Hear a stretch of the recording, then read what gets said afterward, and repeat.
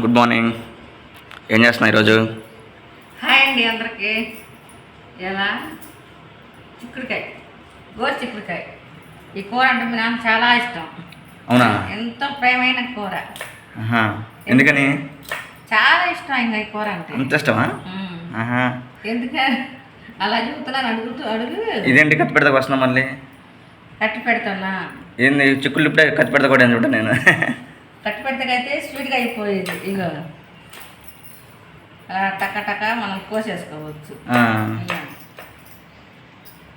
అట్ట ఇట ఊలిసి చేసి ఇటగా ఇది నెయ్యి తొందరగా అయిపోయింది. ఓకే, ఇదేదో బాగుంది. అయితే నెక్స్ట్ టైం నుంచి నేను కూడా చాకుతో చేస్తా కట్టకట్ట. నేను ఇలాగే నేర్చుకున్నా. ఓ రోజు ఎంతసేపు చిక్కుడుగా వస్తుంటే ఒలుతుంటే అవ్వట్లేదు. సరే కట్టిపెట్ట ట్రై చేద్దాం చూసా. చేస్తే కొంచెం సులభంగానే ఉంది. ఇంకా అందుకని ఇక నేను అప్పటి కట్టి పెట్టడానికి వస్తాను. అయితే మట్టికి ఇది మా ఆయనకి ఎంతో ప్రీతమైన కూర కాదండి.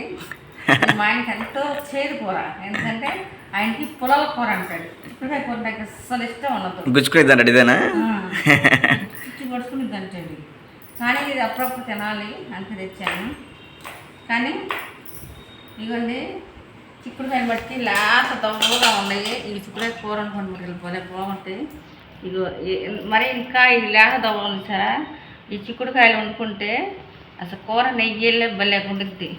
నేను ఎలా ఎందుకు చెబుతున్నా అంటే మమ్మోళ్ళు తోట వేసేవాళ్ళు. తోటలో కాయలు అప్పుడే ఫ్రెష్గా లేత కాయలు తీసుకొచ్చి వండితే కూర ఉండేది. కూర తొందరగా ఉడిపోయేది. భలే అమృతంగా ఉండేది. చిక్కుడే కూర లేత కాయలు మట్టి దొరికి మట్టి వదిలిపెట్టమని భలే బాగుంటుంది. ఆయన రండి వంట పని అనేది చేసుకోవాలి. మీరేం చేసుకుంటున్నారండి? అట్టయితే నాన్నకి ఇది ఎంతో ఇష్టమైన కూర అంటావు అంతేనా? ఇష్టం లేదు కూర. ఏంటండి చూసి వెళ్తున్నారే కానీ లైక్ అనేది కొట్టలేదు. వీడియో నచ్చట్లేదా?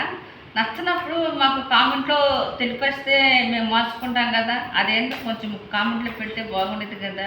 మీరు కామెంట్లు పెడతా అంటే మేము మాట్లాడుకున్నట్టుగా ఉండిద్ది. అదే నేను కోరుకుంటుంది.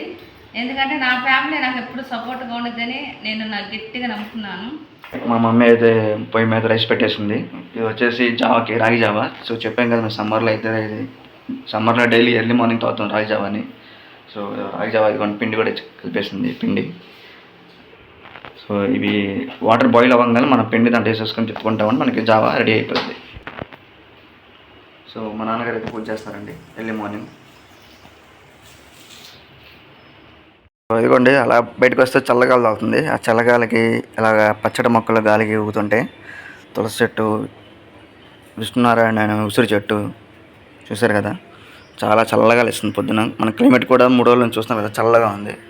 So this is mango tree, mango చెట్టు. ఇదిగోండి ఇది మందార చెట్టు.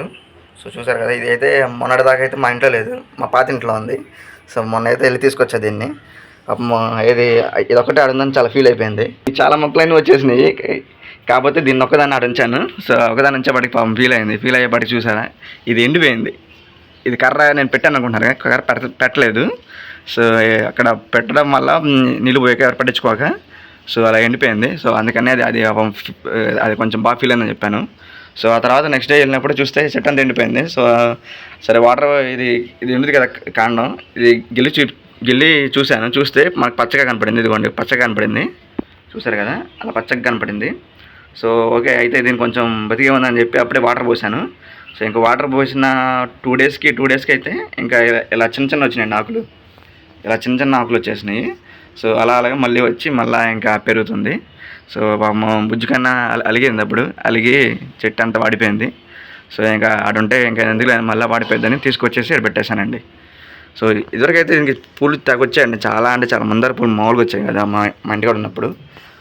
సో ఈ 2 మొక్కలు చూసారా, ఇది ఒకటిది కూడా ఎండిపోయినప్పుడు. సో దీనికైతే కొంచెం వచ్చినాయి పిలకలు, దీనికైతే రాలేదు. ఇదైతే అంతే ఉంది, దీనికి వచ్చినాయి కొంచెం పిలకలు. ఇది తెలిసిన వామ చెట్టు, ఇంకోటి మందార చెట్టు. ఇది అయిందమ్మా వంట? చిక్కుడుకాయలు, అన్నం. ఇదేం కూర? పెరుగు చట్నీయా? మా నాన్న తినడుగా ఇప్పుడే తాలింపు వేసాను. చట్నీ చేసావు, ఓకే దానికోసం. అది కూడా కొత్త పెద్దగా అవును. మళ్ళీ సాంపు అన్నీ తినక ఎందుకులేని పెరిగేసి చట్నీ వేసేస్తాం.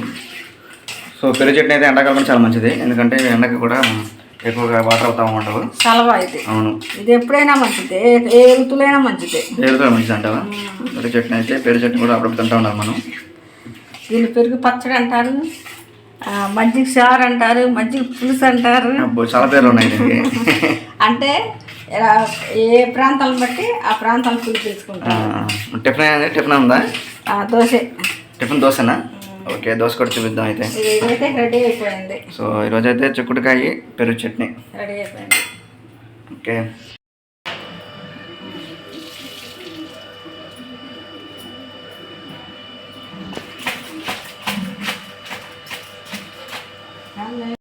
ఇదిగోండి, కర్రీ అయితే అయిపోయింది చిక్కుడుకాయ కూర. సో ఈరోజు అయితే చిక్కుడుకాయ కూర ఒకటి, ఇది వచ్చేసి పెరుగు చట్నీ మనకి. సో ఇదైతే మనకి 2 కర్రీలు మనకి.